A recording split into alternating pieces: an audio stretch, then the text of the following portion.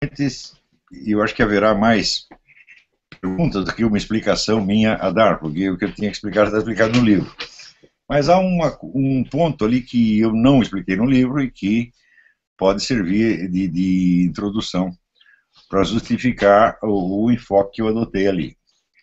Vocês vão reparar que no curso da exposição que eu estou fazendo ali, eu começo, vamos dizer, com ideias que são historicamente conhecidas como sendo de Descartes, e aos poucos tentando sondar o sentido mais profundo, ou pelo menos o sentido existencial dela, o sentido que eles tinham efetivamente para o próprio Descartes.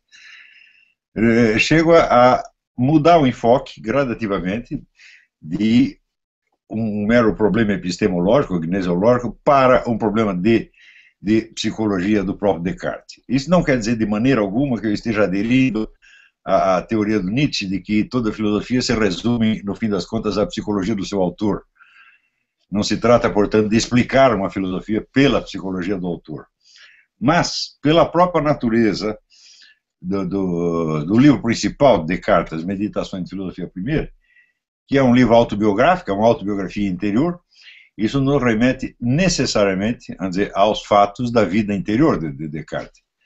De modo que ele está narrando ali como ele chegou a determinadas conclusões, partindo do estado de confusão que ele estava na juventude, por causa de ensinamentos recebidos que lhe pareciam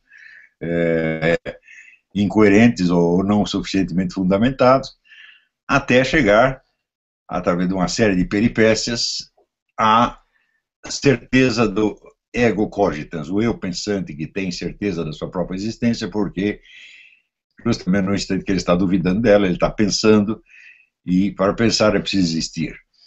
Este é o trajeto que ele percorre.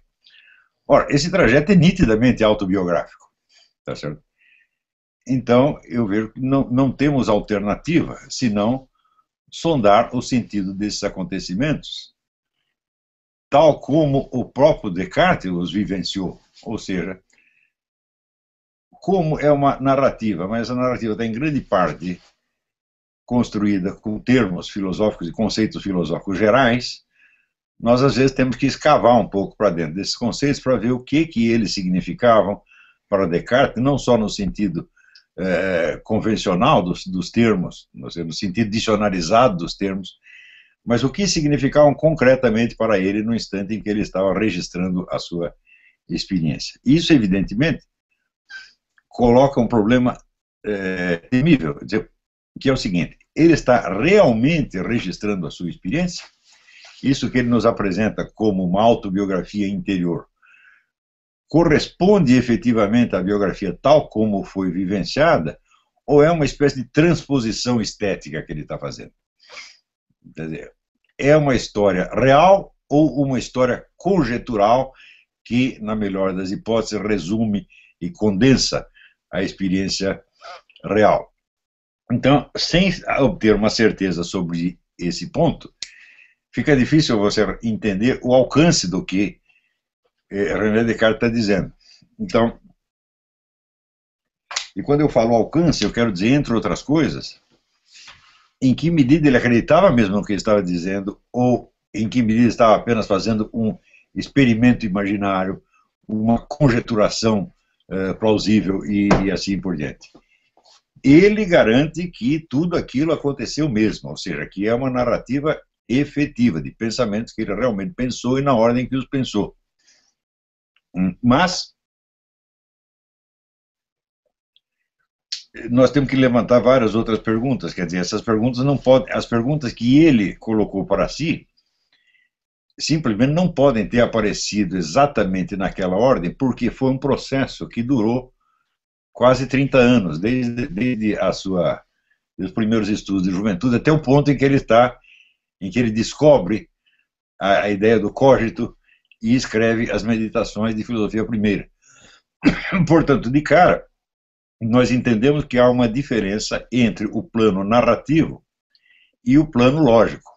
Quer dizer, ele não está fazendo exatamente uma narrativa. Ele diz que é uma narrativa, mas não é propriamente isso. É uma dedução lógica que ele está fazendo, é uma investigação lógica que ele está fazendo, condensando, portanto, experiências que foram vividas ao longo de 30 anos, entremeadas de outras experiências. Quer dizer, na verdade, a experiência vivida não teve aquela linearidade que aparece no livro das Meditações, o que já nos coloca milhares de problemas de interpretação do texto.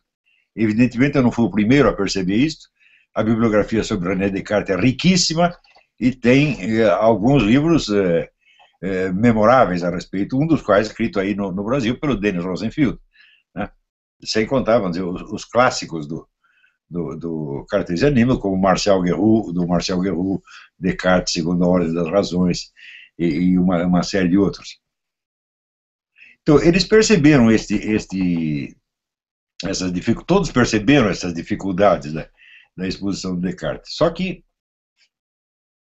a mim me pareceu que, em vez de tentar sondar biograficamente o que realmente aconteceu, como dizia Leopold von Ranke, a finalidade da história é contar as coisas como elas realmente aconteceram, em vez de fazer isso, eles tentavam justificar e reforçar, por assim dizer, a unidade lógica do sistema. De algum modo, os intérpretes de Descartes assumiam a palavra em nome de Descartes e costuravam os pedaços do sistema, reforçavam as partes faltantes e assim por diante. Talvez por medo de cair no psicologismo nietzschiano, né? Já que você está lidando com uma autobiografia, a tentação de você recuar para o domínio psicológico e explicar tudo pela psicologia pessoal do René Descartes é muito grande. Então, talvez, não posso garantir, mas talvez para evitar isso, eles preferiam abordar em lógica sistêmica, isto é, montar o sistema de René Descartes. Isso é exatamente o que faz, vamos dizer, o melhor livro escrito sobre Descartes, que é o do Marcel Guerroux, onde ele tenta reconstituir não a sequência biográfica dos pensamentos, mas, ao contrário, a sua ordem lógica interna. Por isso que ele chama a ordem das razões. Por que Descartes pensou isto ou pensou aquilo? Esse porquê não tem sentido causal, tem sentido lógico, né? Quer dizer, que razões nós temos para acreditar no que Descartes está dizendo? Tá certo? Então ele mostra, vamos dizer, a coerência do sistema. Porém, feito isto, sobram inúmeras questões. A primeira questão, que eu me coloquei já há muitos anos, perto de 20 anos atrás, foi a de que o experimento de René Descartes, quer dizer, a ideia da dúvida universal, não é realizável psicologicamente. Eu garanto que eu tentei, por todas as maneiras, fazer aquele experimento que é, vamos dizer, vamos colocar uma dúvida sobre tudo, exceto aquilo do qual eu possa ter uma certeza evidente imediata. Isso não é realizável. E, no entanto, ele disse que realizou. Então, começamos com um problema.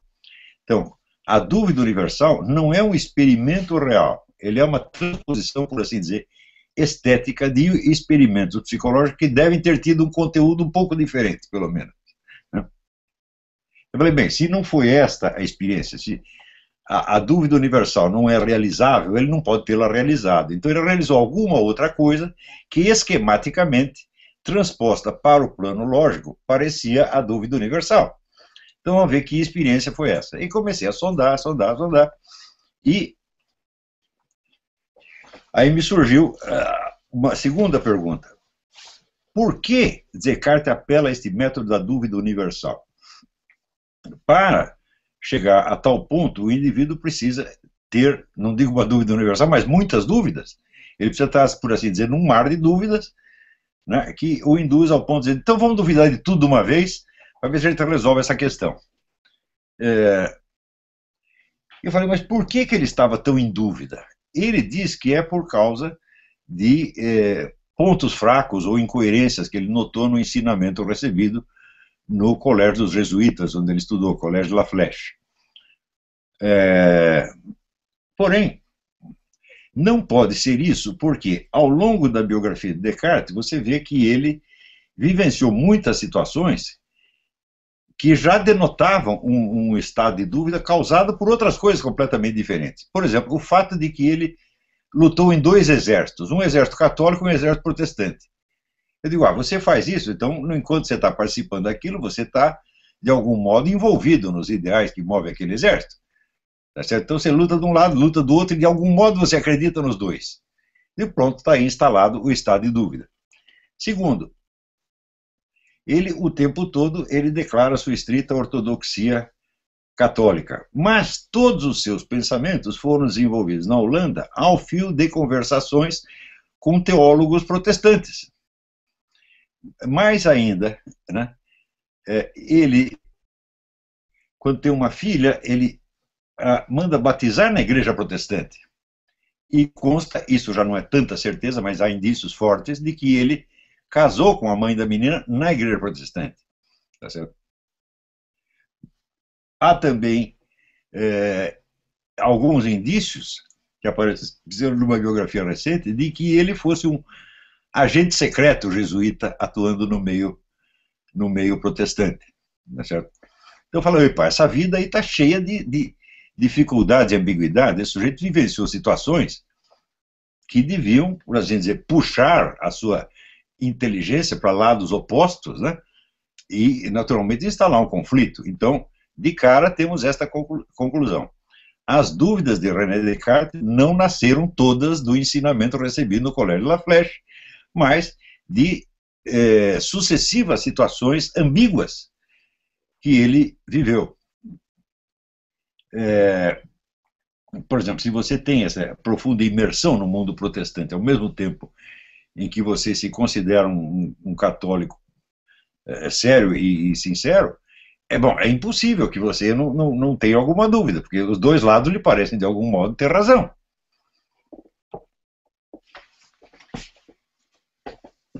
Daí é que aparece, então, o famoso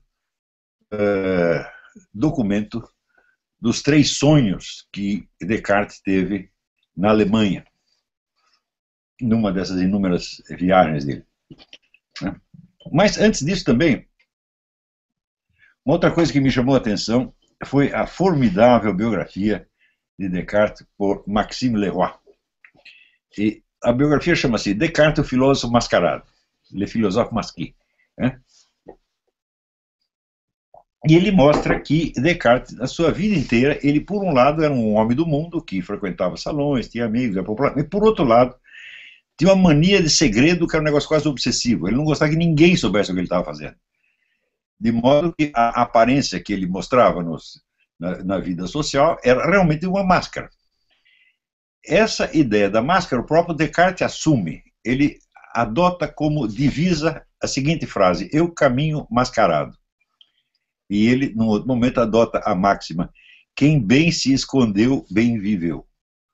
Então, além do homem ter vivido situações que o colocavam num mar de dúvidas, ainda tinha esse hiato entre a personalidade verdadeira, René Descartes, que ele tinha no íntimo, e a sua imagem pública.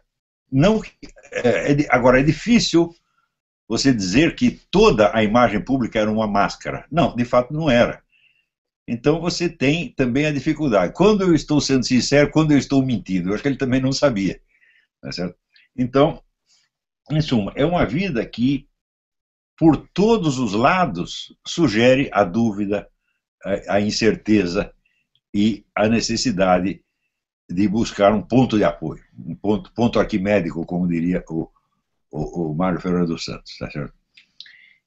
E essa busca do ponto arquimédico, a necessidade da busca do ponto arquimédico, aparece justamente no relato desses 3 sonhos que ele teve na Alemanha quando ainda era muito jovem, e que diz ele que foram estes sonhos que decidiram o seu caminho na vida. Né?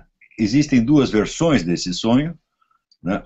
Uma que foi registrada pelos seus primeiros biógrafos, e outra que depois foi encontrada num manuscrito por Leibniz. Leibniz visitou a casa de René Descartes e encontrou, né, lá um caderninho com o nome Olímpica, e ali estava a narrativa dos 3 sonhos. E ora, se Descartes diz que os 3 sonhos determinaram o seu caminho de vida, então é impossível que eles não sejam um documento significativo, não só sobre a psicologia de Descartes, mas sobre quais foram os experimentos, quais foram os fatos reais que inspiraram o curso da sua investigação filosófica.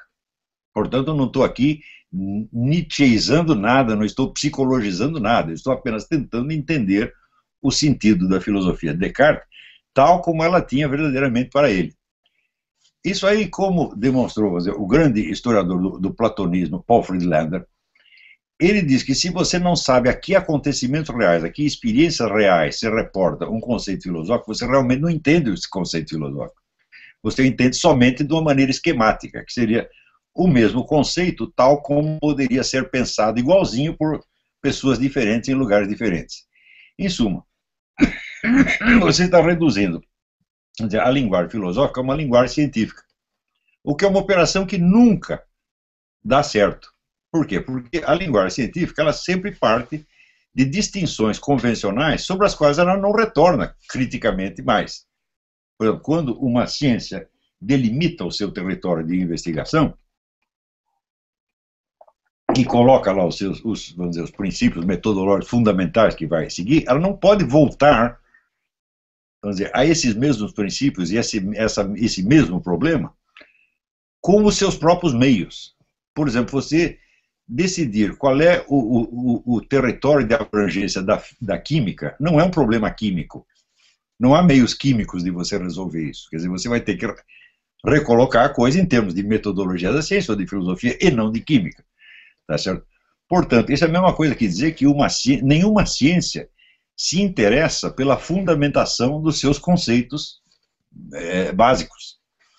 Ela parte desses conceitos básicos e toca a investigação daí para diante. Se esses conceitos mostrarem contradição, derem errado mais para dentro, então está colocada aí uma crise de fundamentos da ciência, e essa crise não pode ser resolvida pelos métodos da ciência mesma. Ela tem que ser equacionada em termos de metodologia, de lógica e de filosofia. Isso é a coisa mais óbvia do mundo.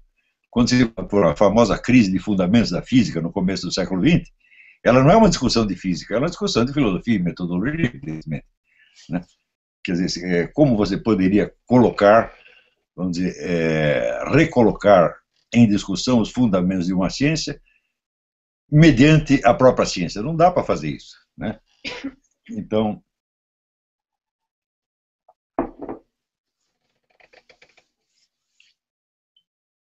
isso quer dizer que, segundo Paul Friedlander, vamos dizer, os conceitos filosóficos eles estão a meio caminho entre a linguagem usual, ou a linguagem literária, se quiser, e os conceitos científicos. Eles são justamente a elaboração da experiência, desde o caminho que vai até desde as impressões imediatas, que são expostas na linguagem comum e na linguagem literária, até a estabilização em conceitos científicos. A filosofia está sempre no meio caminho. É ela que faz essa transposição de uma coisa na outra. Então isso quer dizer que você nunca está completamente no reino da ambiguidade e do sentido múltiplo, como está na linguagem poética ou linguagem vulgar, e você nem está no reino dos conceitos estabelecidos de uma vez para sempre, como está na ciência. Quer dizer, de uma vez para sempre não é bem de uma vez para sempre, mas os conceitos consensualmente estabelecidos. Nunca está nem num ponto nem no outro, você está fazendo o trajeto. Tá certo? Então é como se dissesse, não, nós partimos aqui do irracional para chegar ao racional. Nunca chegamos completamente lá. Tá certo? Sempre entre esta elaboração filosófica e os conceitos científicos existe um salto. Este salto é dado por uma decisão metodológica que o cientista toma. Diz, olha, a nossa ciência investiga isto aqui, dentro desses limites e com esses métodos, e todas as questões que estão para trás disso vão ficar para depois. Essa é uma discussão filosófica na qual não nos meteremos. Então, isso quer dizer que reportar os conceitos científicos à experiência real, seja por meio da investigação biográfica, seja se você não tem os documentos suficientes, seja por especulação imaginativa, é uma operação obrigatória para o entendimento de todos os textos. Se você ler esta maravilhosa obra-prima, que é o Platão, de Paul Friedlander, é um livro difícil de encontrar, mas existe uma tradução americana, do qual você ainda encontra exemplares, né? Não sei porquê, esse livro nunca foi reeditado, só foi reeditado o primeiro volume.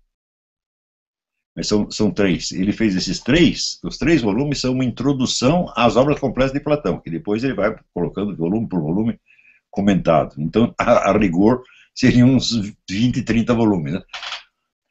Mas, pelo menos, os três nós temos acesso. E a coleção inteira só existe no alemão. Eu falo, bom, eu leio um pouquinho de alemão, mas eu ler 30 volumes de Platão em alemão seria um sofrimento horrível. É mais fácil até ler em grego, né? Porque se eu ler numa terceira língua não faz o menor sentido.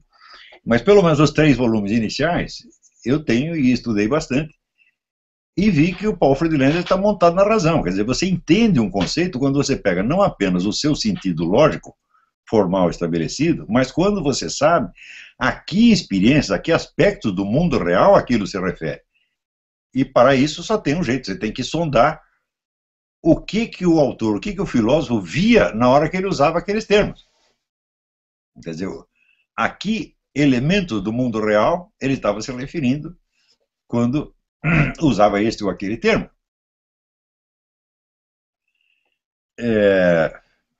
No caso de Descartes, tem muitos filósofos que você só pode investigar isso por meio imaginativo, você tem que supor e tentar recompor a biografia mental do cara para isso. Mas no caso de Descartes nós temos todos os documentos, não só ele escreve essa autobiografia interior, como ele nos deixa uma narrativa dos 3 sonhos que para ele foram o capítulo decisivo da sua vida. Então, bom, só não entende quem não quer, né? Em geral, esses 3 sonhos parecem tão enigmáticos que, das duas, uma, ou você parte para um psicologismo total, ou você esquece aquele assunto e considera aquilo apenas, vamos dizer, um acontecimento biográfico que não tem importância para a interpretação da filosofia final. A maior parte dos intérpretes pegam esses 3 sonhos e varam para baixo do tapete porque não sabem o que fazer com eles. Outros, como o próprio Maxime Leroy, tentam chegar a uma compreensão psicológica. Ele queria tanto entender isso que ele mandou os sonhos para o Freud, pedindo que o Freud interpretasse. Freud já estava muito velho, cansado, mas mesmo assim prestou atenção e deu uma resposta muito gentil, dizendo o seguinte: olha, uma interpretação não dá para fazer, porque todo o meu método foi desenvolvido para analisar o paciente vivo e presente no consultório, né, e não para analisar documentos escritos. Porém, uma coisa é certa: esse tipo de sonhos é o que eu chamo sonhos vindo do alto. Sonhos vindo do alto não quer dizer revelações divinas, quer dizer apenas sonhos que vêm, vamos dizer, da parte mais alta da inteligência do sujeito. Não vem propriamente do id, né? E que, portanto, tem, vamos dizer, uma função estruturante sobre o resto da psique. Então, muito bem, se são sonhos vindo do alto, então isso significa que eles dão uma indicação bastante precisa de quais eram os temas mais altos e complexos que estavam se agitando na cabeça de René Descartes naquele momento. Muito bem, eu não vou aqui reproduzir toda a análise que eu faço dos sonhos, mas a minha conclusão é o seguinte: na exposição que Descartes faz da sua filosofia, nas Meditações de Filosofia Primeira, que são o seu livro mais importante, ele recorre à hipótese, uma hipótese que ele chama do gênio mau. Então ele diz: vamos supor que eu esteja enganado em tudo, porque quem criou o mundo foi um gênio mau, um verdadeiro espírito de porco universal, tá certo? Que criou todas essas impressões sensíveis só para me enganar, tá certo? E ele, então, ele começa a elaborar esta hipótese. E eu pensei o seguinte, falei, bom,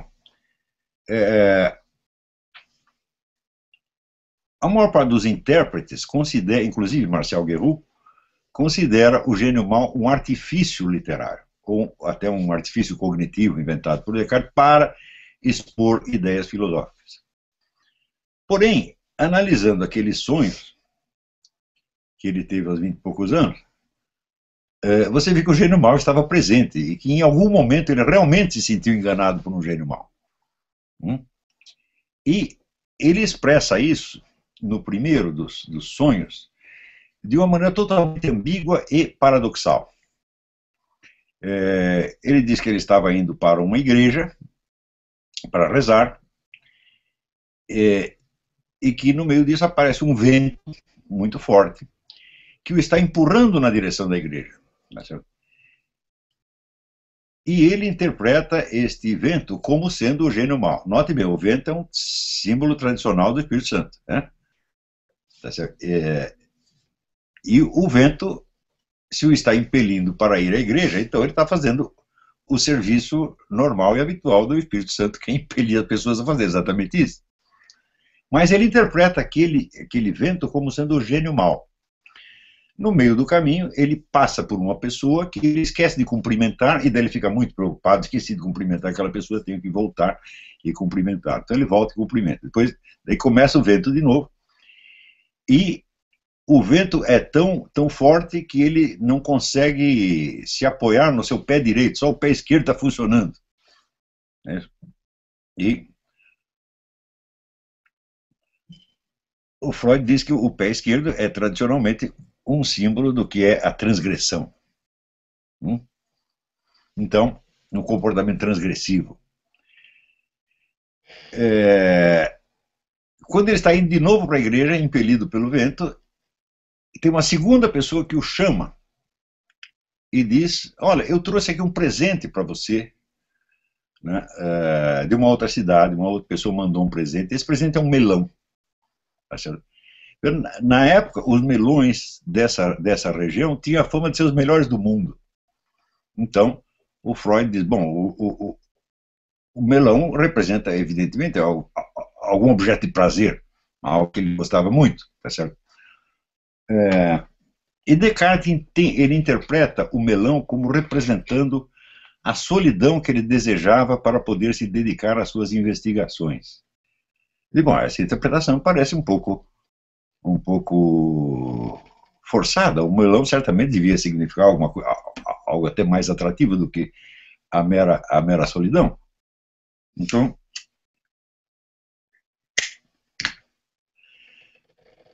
o que me pareceu ali é o seguinte: a narração está invertida. Quer dizer, ele coloca, vamos dizer, a ação do Espírito Santo que o está empurrando para ir na igreja, ele interpreta como se fosse o diabo. E a tentação do mundanismo, quer dizer, você deixa de ir na igreja só para você cumprimentar uma pessoa, quer dizer, um ato de, é o que a igreja chama de respeito humano. Né? Você deixa de atender ao chamado do Espírito para atender a uma obrigação mundana. Né? E depois, para ir atrás de um objeto de prazer. Então, quando ele interpreta o vento como sendo o espírito maligno, me parece que ele está invertendo as coisas. A mesma inversão aparece depois nos outros sonhos. No segundo sonho, ele está fechado no seu quarto quando ele ouve um estrondo que parece uma tempestade como a do sonho anterior. Quer dizer, os sonhos um continua no outro. Né? Só que daí começa a aparecer uma série de luzinhas dentro do quarto e ele sente que ele está abrigado dentro do quarto, isolado, portanto, da tormenta. Então, ora, na medida em que o vento simbolizava o espírito, você vê aí um conflito entre o espírito e a mente individual de René Descartes, a mente pensante. A mente pensante é o quarto onde ele se fecha. E as luzinhas separadas são os vários conceitos que ele vai usar para pensar. Então você tem, vamos dizer, um conflito entre o apelo do espírito e o desejo da mente de dominar a situação. Essa interpretação me parece bastante óbvia, quase inquestionável. Então, conclusão. Descartes estava realmente com medo do gênio mau, mas ele estava identificando o gênio mau na direção contrária. Então, o gênio mau para ele é aquilo que está fora e acima da sua mente. E o domínio onde ele busca abrigo é a mente fechada em si mesma, quer dizer, a mente raciocinante. Então, resultado, o gênio mau não é um artifício literário. O gênio mau é o problema das meditações. Então, bom, então temos que inverter essas interpretações clássicas, tá certo? E dizer qual é o problema de que as meditações estão tratando realmente. Não é só o problema de uma dúvida intelectiva, é o problema de um drama teológico, no fim das contas. O medo do diabo, o medo da danação, tá certo? E a dificuldade de conceber de que lado está Deus e de que lado está o diabo. Problema quase inevitável quando você frequentou profundamente ambientes católicos e ambientes protestantes, tá certo? E você não tem certeza de qual está certo, né? Então, no fim das contas, o problema do Descartes, o medo que ele tem do gênio mau, de ser do engano total e universal, é o medo daquilo que na religião se chama a segunda morte, a morte da alma. E este é o tema central das meditações. Então essa foi a interpretação que eu dei. Note bem que, em momento algum, eu caí na tentação de psicologizar, né? Eu estou dizendo que o filósofo mascarado mascarou a sua problemática filosófica numa segunda problemática, por assim dizer, mais manejável e menos atemorizante. O indivíduo tem um problema teológico terrível e ele expõe aquilo como se fosse apenas um dilema epistemológico e procura tratá-lo por meios epistemológicos, como quem estivesse tentando vencer o diabo na base da discussão lógica, que é a situação que já foi vivida por Dante, né? Dante, quando visita o inferno, ele conversa com o diabo e vê que o diabo é muito mais inteligente que ele, né? Que o diabo tem um raciocínio lógico muito mais perfeito que ele, e o diabo ri da cara dele e diz: forse tu não pensaste que eu lógico fosse. Você não sabia que eu era lógico também. Então é a mesma situação, quer dizer, você terçar argumentos com o diabo na base da lógica é um recurso absolutamente impotente. Quer dizer, a defesa contra o diabo seria naturalmente apelar ao Espírito, né? A proteção do próprio Espírito Santo. Só que ele está fazendo o contrário, ele se fecha ao Espírito Santo e tenta se defender por meio do seu raciocínio pessoal. E daí surge toda a infinidade de enigmas na interpretação da filosofia de Descartes. Bom, a filosofia de Descartes não é bem aquilo que chamamos de filosofia de Descartes, não é bem a filosofia de Descartes. É, vamos dizer, uma cobertura lógica que ele deu a um problema muito mais difícil e muito mais dramático do que uma mera dúvida cognitiva.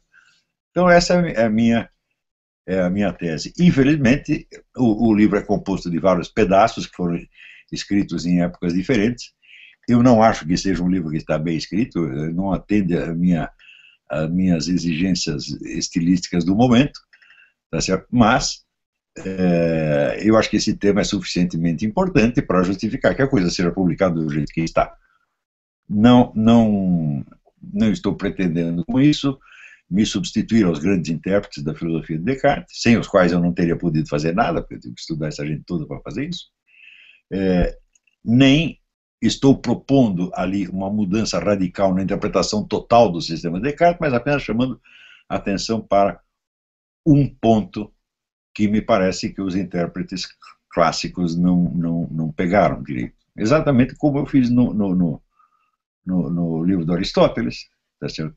Eu não estou propondo a reinterpretação integral da filosofia de Aristóteles, mas apenas chamando a atenção para um ponto que, ao longo dos milênios, só dois tinham percebido, de passagem, que foi São Tomás de Aquino e Avicena. Eles se referem àquilo de passagem e não voltam mais ao assunto. Então eu decidi que, bom, se eles perceberam isso e ninguém mais percebeu, isso deve ser importante, e vamos voltar lá. E eu não sei quais as consequências que isso tem para a interpretação geral do sistema de Aristóteles, como também não sei que importância esta minha interpretação das meditações pode ter para a interpretação geral do sistema de Descartes, e nem me interessa, né? Quer dizer, eu não sou eminentemente um intérprete de filósofos do passado, eu não estou investigando nem Descartes nem Aristóteles para entender Aristóteles ou Descartes em termos de história da filosofia, quer dizer, mas estou tentando enfrentar certos problemas filosóficos que são meus de alguma maneira. e para isso usa os livros de filosofia como pontos de apoio, como muletas, tá certo? E não como objeto de interesse em si mesmo. Então, está aí feito o serviço, não muito bem feito, mas está feito. Se tiverem perguntas, eu estou à sua disposição.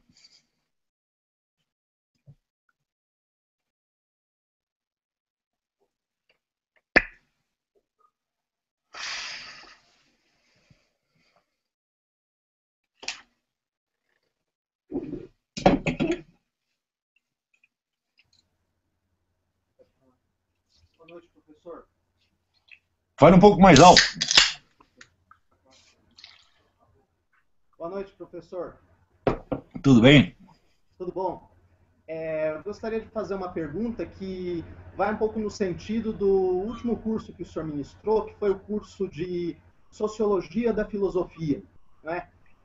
Eu gostaria de saber por que dentro do panorama histórico do pensamento filosófico no qual o Descartes se inseria, na época barroca, na época do século XVII, por que todos esses elementos que o senhor mencionou, esses elementos de mascaramento de um problema em nome de outro, por que tudo isso passou despercebido pelo establishment filosófico da época, inclusive pelas grandes universidades, e, ao invés disso, o Descartes ele foi adotado nos séculos subsequentes como um modelo de rigor teórico, um modelo de segurança filosófica, do mesmo modo como aconteceu com Isaac Newton, que dedicou a maior parte de sua obra a temas esotéricos.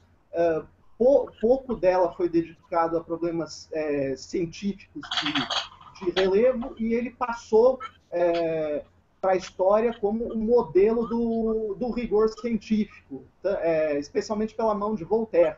Gostaria de saber do senhor quais que são os motivos no campo da sociologia da filosofia, motivos históricos e filosóficos que levaram a a construção de uma verdadeira hagiografia desses dois autores. Muito obrigado.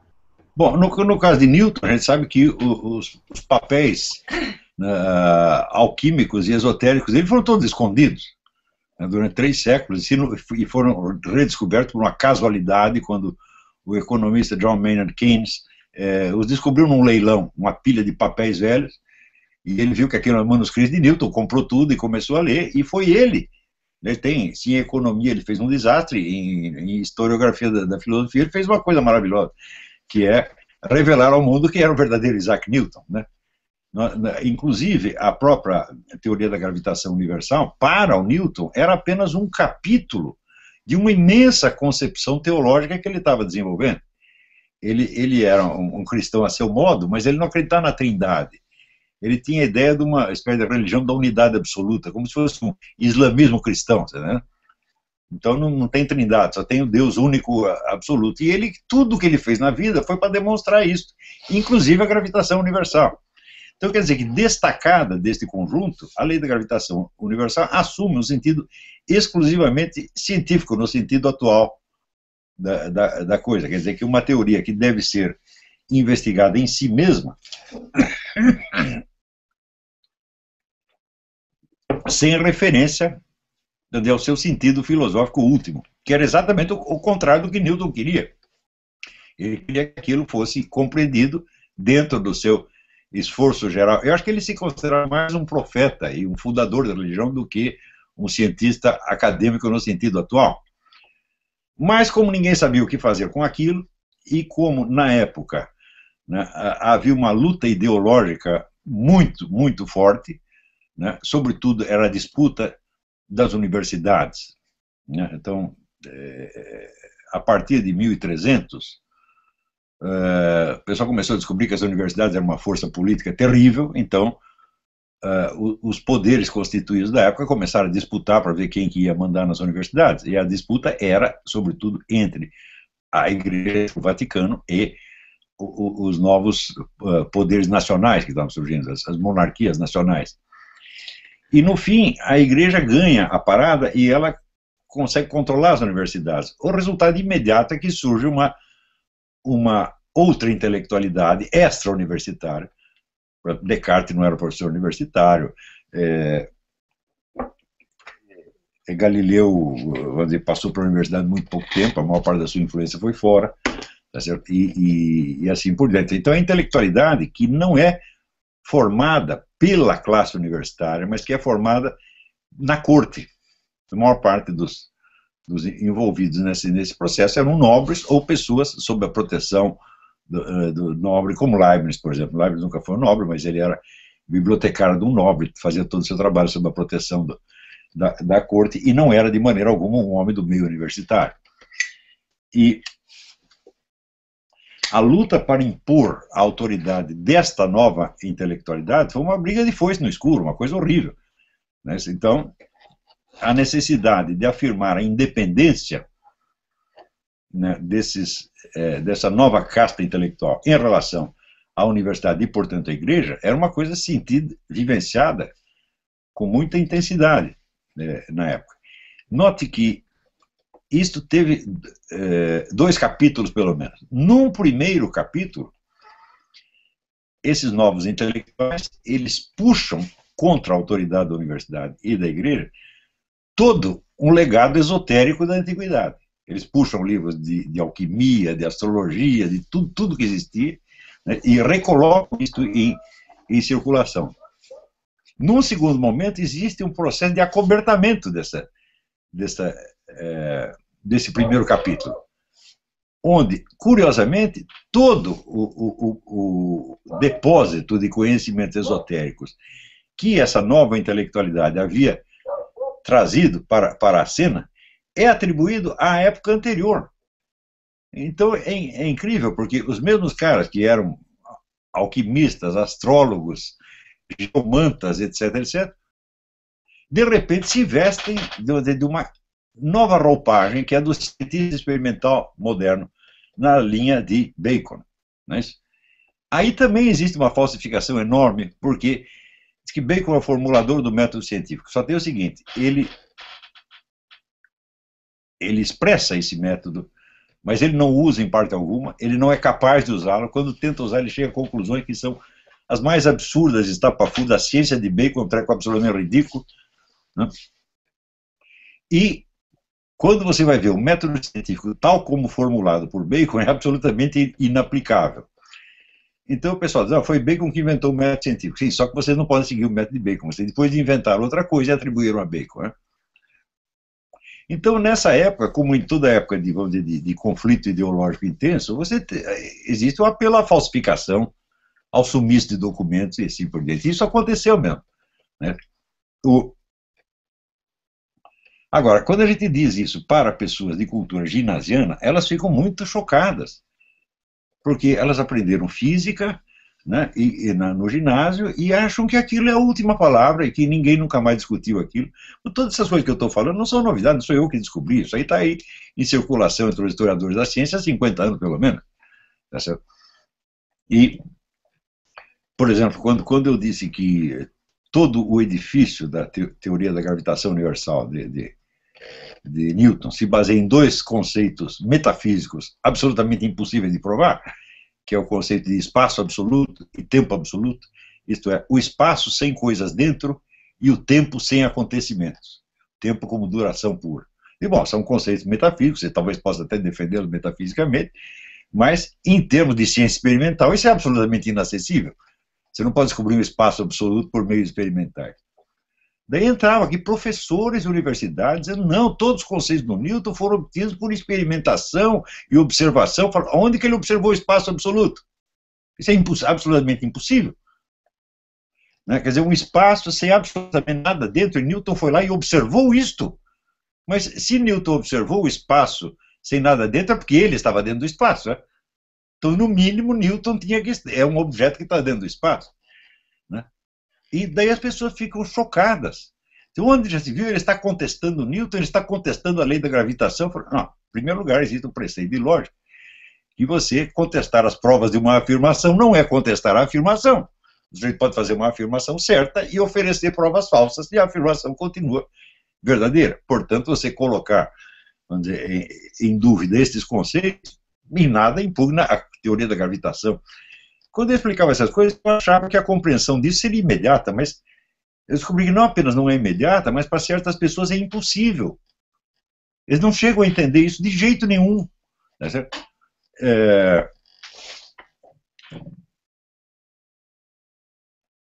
Mas ainda houve no século XX, houve um físico americano, Eugene, esqueci o seu sobrenome, Eugene não sei das quantas, que defendeu bravamente os conceitos de espaço absoluto e tempo absoluto contra Einstein. Então ele era um newtoniano de estrita observância, era um dos maiores físicos americanos. Ele podia estar errado nisso, né? E é curioso as pessoas ficarem tão chocadas quando eu estou dizendo que os conceitos de espaço absoluto e tempo absoluto de Newton não têm sentido científico, quando, na verdade, toda a obra do Einstein consistiu justamente em contestar essas duas coisas. A teoria da relatividade chama a teoria da relatividade porque ela está dizendo que não existe espaço absoluto e não existe tempo absoluto. Ou seja, quer dizer, você repete uma coisa que é a própria base da ciência do Einstein e as pessoas ficam chocadas porque eu estou atacando a lei da gravidade, estou contestando Newton. Digo, mas, meu Deus, é uma coisa tão caipira, tão boboca, que não dá vontade de discutir, dá vontade de bater nessas pessoas, sabe?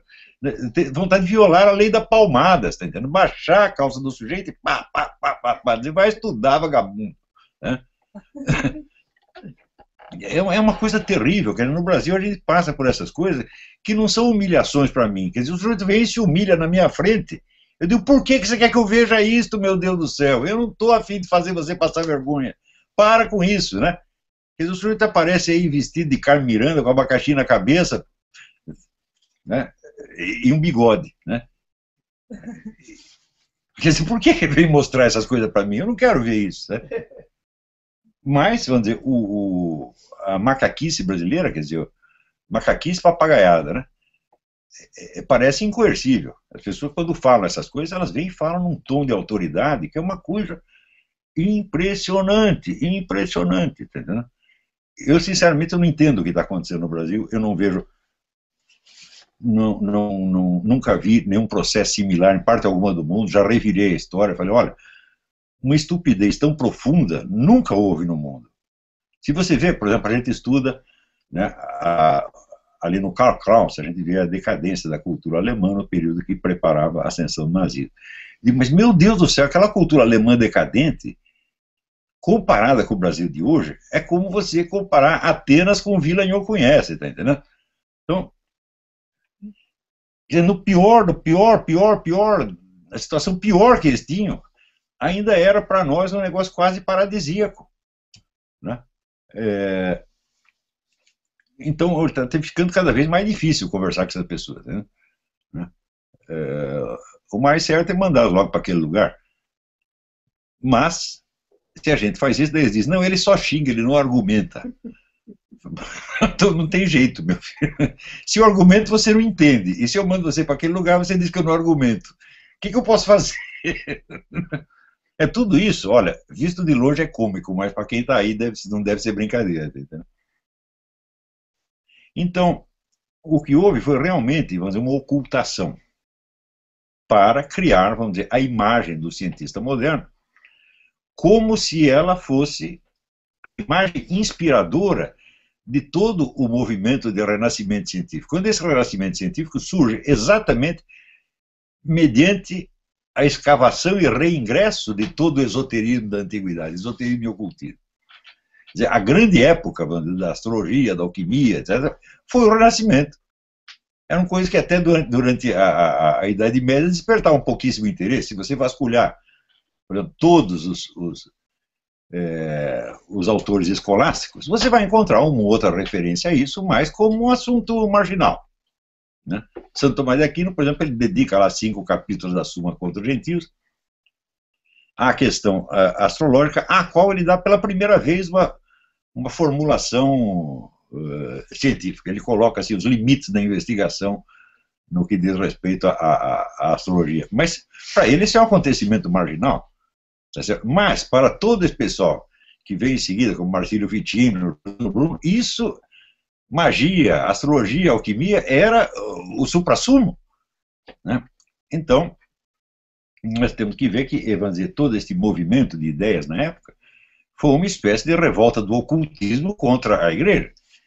Mas daí isso não pegou bem, e decidiram mudar a história. Por exemplo, quando você vê qual é a grande instituição que representa as ciências modernas, né? A Royal Society na Inglaterra. Quem fundou a Royal Society? Elias Ashmole, que era um alquimista. Né? Então, toda a história desse período tem sido reexaminada pelos historiadores há mais de 50 anos, e chegando à conclusão de que a maior parte das noções populares a respeito, que são transmitidas de ginásio até a universidade, são balelas, são lendas. Né? O caso, por exemplo, teve esse rapaz chamado Pirula, né, que começou a discutir. Eu citei uma carta da Alexander von Humboldt, de 1820 e pouco, em que ele dizia, olha, todos nós sabemos que não existe nenhuma prova do heliocentrismo. Então eu citei isso como prova, vamos dizer, de falsificações históricas e até científicas que tinham sido comuns na época. E daí ele disse, onde já se viu? No tempo de Humboldt eles não sabiam isso, e mais aquilo, e mais aquilo. Botou todas as provas do heliocentrismo descobertas depois. Eu digo, mas escuta, peraí, entre Copérnico e Alexander von Humboldt passam-se 300 anos. Copérnico nasceu em 1470 e pouco, e Humboldt nasceu em 1760 e pouco. Então, durante 3 séculos, você pega uma teoria que é imposta para todo mundo e não tem prova nenhuma. Se descobriram prova depois, falam, bom, isso não modifica em nada o que aconteceu ali. Mas parece impossível as pessoas entenderem essas coisas, porque no Brasil de hoje, todo mundo está irritado com alguma coisa, está nervoso, está bravo, está com medo. Então, o nego se sente atacado e começa a se defender. Daí você diz, mas espera, mas eu não estou batendo em você. Eles começam a assumir, não, a defesa da ciência moderna. Eu falei, escuta, mas eu não estou discutindo o conteúdo da ciência moderna, estou discutindo a sua história, e dizendo que ela se impôs com falsificações. Muitas dessas falsificações, né, depois foram refundamentadas por novas descobertas que mostraram que aquilo que foi vendido como mentira era, de fato, verdade. Né? Por exemplo, a máquina a vapor, quando surge a máquina a vapor, ela vem com uma fundamentação científica falsa. Não quer dizer que a máquina a vapor não funciona. Você diz, olha, essa fundamentação não serve. Então você ou desiste da teoria ou você busca outra. É a coisa mais normal do mundo. Né? Por exemplo, você já tomou uma aspirina na vida. Até hoje ninguém sabe por que a aspirina funciona. O que não quer dizer que ela não funcione. Né? Também essa é outra confusão comum entre tecnologia e ciência. Os negros acham que se você é capaz de fazer uma aplicação tecnológica é porque a teoria por trás dela está certa. Fala, não. Se fosse assim, a máquina a vapor jamais poderia funcionar e a aspirina não deveria funcionar também. É assim como, por exemplo, você pega um sujeito e diz assim, me explica o que é uma carga elétrica. Ninguém sabe. Né? Isso não quer dizer que a eletricidade não funciona. Né? Para mim, pelo menos, funciona. Eu ligo o interruptor, acende a luz. Pô. Né? Agora, por que isso acontece? Ninguém sabe exatamente. O pessoal, vamos dizer, a ciência, ela é eminentemente a busca de princípios explicativos para um certo universo de fenômenos já recortado e definido no início. Né? Portanto, a ciência é sempre a unificação de fenômenos diversos sob uma teoria única. A teoria unifica um campo de fenômenos. Ora, a tecnologia funciona exatamente da maneira oposta. A tecnologia junta vários processos inconexos para produzir um efeito. Por exemplo, você diz, ok, o funcionamento do computador depende da lógica binária. Eu digo, sim, mas também depende da indústria de plásticos. Né? E qual é o princípio comum entre a lógica binária e a fabricação do plástico? Nenhum. Então, a tecnologia, a racionalidade dela é a racionalidade da convergência de fatores separados para a produção de um efeito. Mas qualquer tecnologia é assim.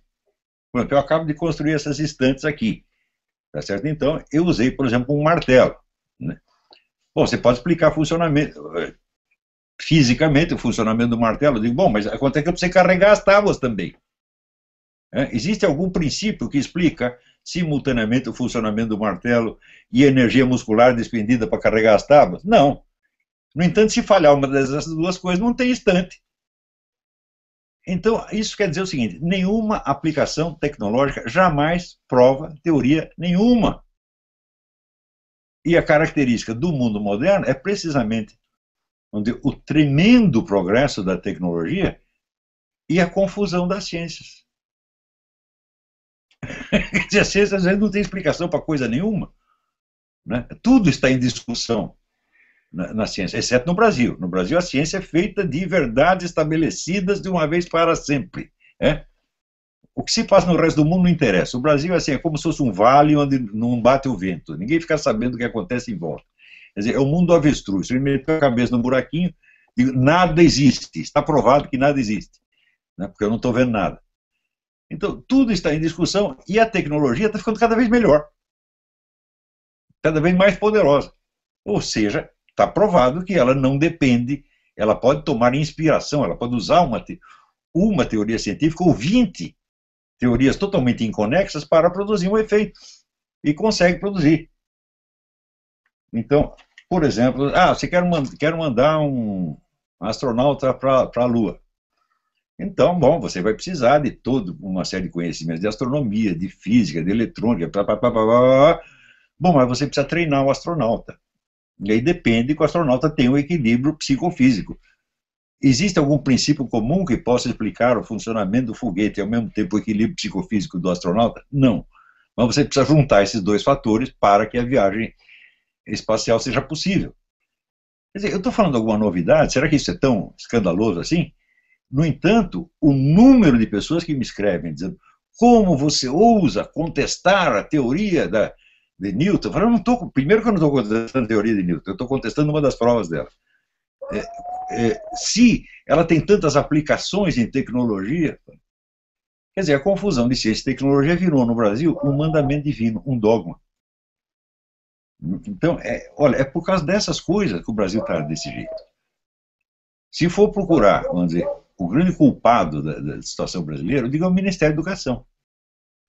Porque você não pode gastar tanto dinheiro para você formar tantos idiotas, tantos incompetentes, tá certo? Despender tudo isso, quer dizer, torrar um dinheiro maluco para formar pessoas que serão incapazes de desempenhar as suas funções.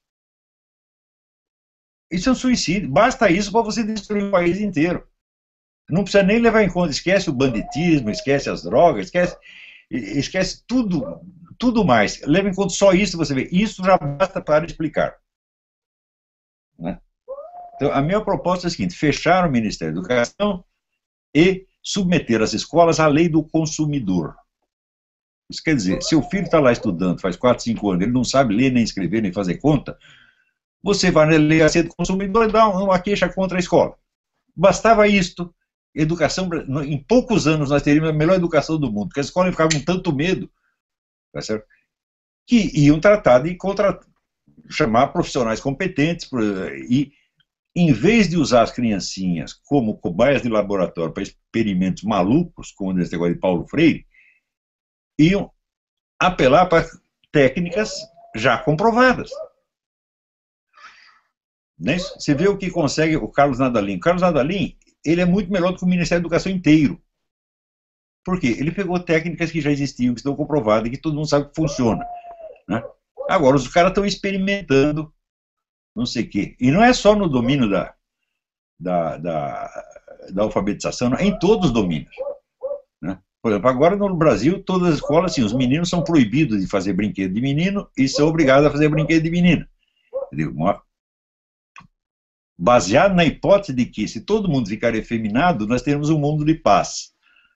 Tá certo? Quando que essa teoria foi testada? Em segundo lugar, quem disse que os meninos vão ficar efeminados?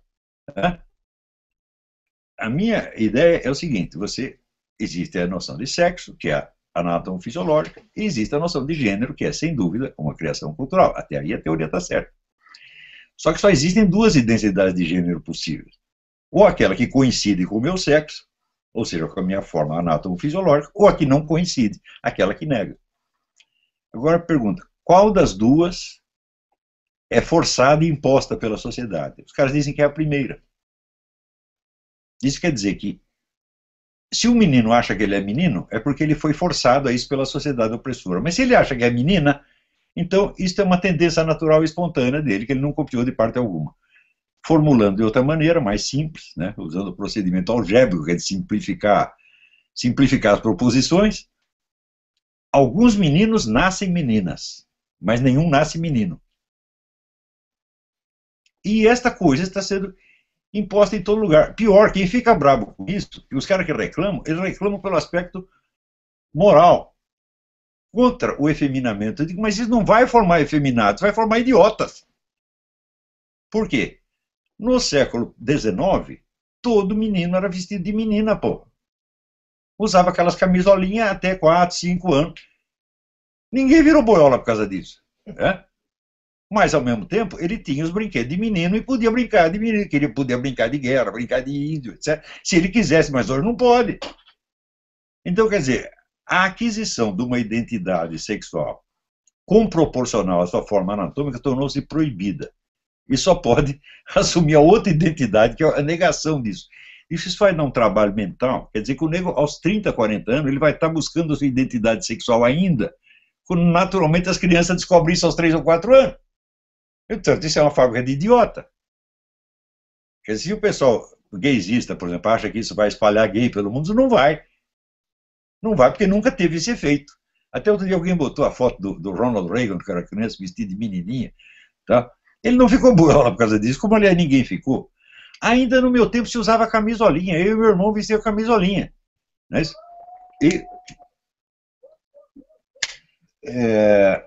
Só que camisolinha, acordava, tirava a camisolinha e ia brincar de mocinho bandido, essa coisa toda, tá entendendo? Agora não, você não só tem que vestir a camisolinha, mas você tem que brincar de bonequinha, de casinha, etc. E nós sumimos com os brinquedos em forma de arma, essa coisa, tudo para você não ficar agressivo. Então, esta possibilidade que é inerente, vamos dizer, ao sexo masculino, que é de desenvolver a força física, a agressividade, etc., fica proibida. O nego vai descobrir isso quando ele tiver 30, 40 anos. Quer dizer, ele vai ocupar o seu tempo com uma bobajada sem fim. Né? O cara vai lá, pô, tá lá, o homem já é pai de família, eu sou menino ou menina. O que é isso? Ele é um boiola? Não, ele é um idiota completo.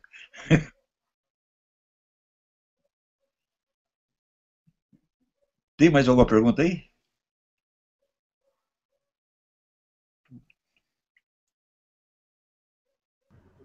Só um minutinho, Olavo. Boa noite, professor. Tudo bem? Ah, tudo bem? Tudo jóia. Tem uma moça aqui que ela é acadêmica de medicina e tem um professor dela que numa aula ele mencionou que não existem 2 sexos, mas 11 sexos. Então, se o senhor quiser comentar... Bom, nós reconhecemos o sexo, né, pela forma autoevidente do corpo da pessoa. Não é isso? Então, o Pedro, quando era pequenininho, uma vez ele chegou para a menininha, baixou a calça e mostrou para ela a sua identidade. Não é isso? E ela mostrou a dela. Não houve nenhuma dúvida a esse respeito. Agora, se você confunde o sexo anátomo-fisiológico com a constelação imaginária da pessoa, então não existem 11 sexos, existem 430. Não é isso?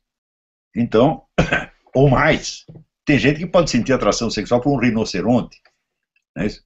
Então, tudo, quer dizer, se você vai fazer a identidade sexual depender do imaginário, você imagina aplicar isso, não a este problema, mas a outros problemas. Por exemplo, os carros andam para frente ou para trás? Bom, eles andam para frente e andam para trás. Tem marcha para dentro, marcha para trás. Agora, comece a imaginar todas as direções para onde o sujeito pode ir. Então você vai ter que fazer carros com rodas que elas não viram assim, elas viram assim também. Você entendeu? É uma coisa de maluco. Se você falar quais são as direções do espaço, né? Você tem para frente, para trás, para cima, para baixo, para direita, para esquerda. Essas direções máximas. O sujeito pode dizer, não, existem infinitas. Eu digo, sim, é verdade que existem infinitas, mas elas são balizadas por esta. Né? E são essas que você tem que aprender. Né? Eu me lembro quando eu era moleque, às vezes eu ficava doente muito tempo, e daí quando melhorar um pouco, tentar levantar Eu não conseguia. Eu falei, e como é que faz para andar mesmo, tá entendendo? Mas é porque eu tinha a noção do em cima e embaixo. Agora, e se eu tivesse que ter a noção de todas as direções possíveis e imagináveis? Né? Para ficar assim, 47 graus, né? 92, 15, eu ia ficar doido, pô. Então, quer dizer, o negro, evidentemente, ele está confundindo o sexo com o gênero. Ele dizer que existe 11 gêneros está muitíssimo enganado. Existem muitos mais. Porque se o gênero é uma constelação imaginária, criada em parte pelo indivíduo, em parte pela sociedade, nesse intercâmbio, então pode dar qualquer coisa. Existe, inclusive, a assexualidade. Eu conheço pessoas, conheço pelo menos 3 pessoas, que nunca tiveram o menor interesse sexual por quem quer que fosse e pelo que quer que fosse. Né? Então, a sexualidade é uma orientação sexual ou não? Ela é legítima ou não? Quer dizer, você tem, obrigatoriamente tem que sentir atração sexual por alguma coisa. Né? Então, todas as pessoas, assim, eles não sabem pensar, eles são pessoas confusas, pô, e que querem impor a sua confusão, porque dependem dela para a sua segurança pessoal, para a sua autoimagem. Então, o negro tem lá atração sexual por tatu-bola, ele vai querer que todo mundo tenha atração sexual por tatu-bola, pô. Né?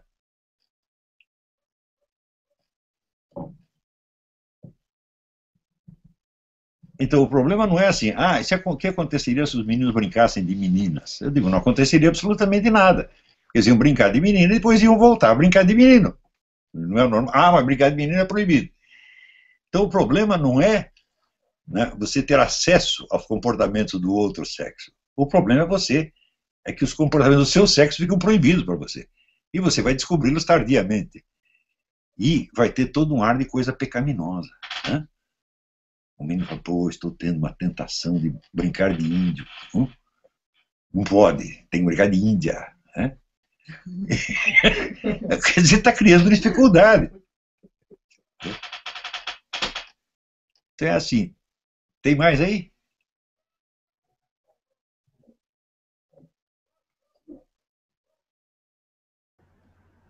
Acho que não, Olavo. Acho que Não, então, bom, já fomos longe demais, foi bem comprido isso aqui.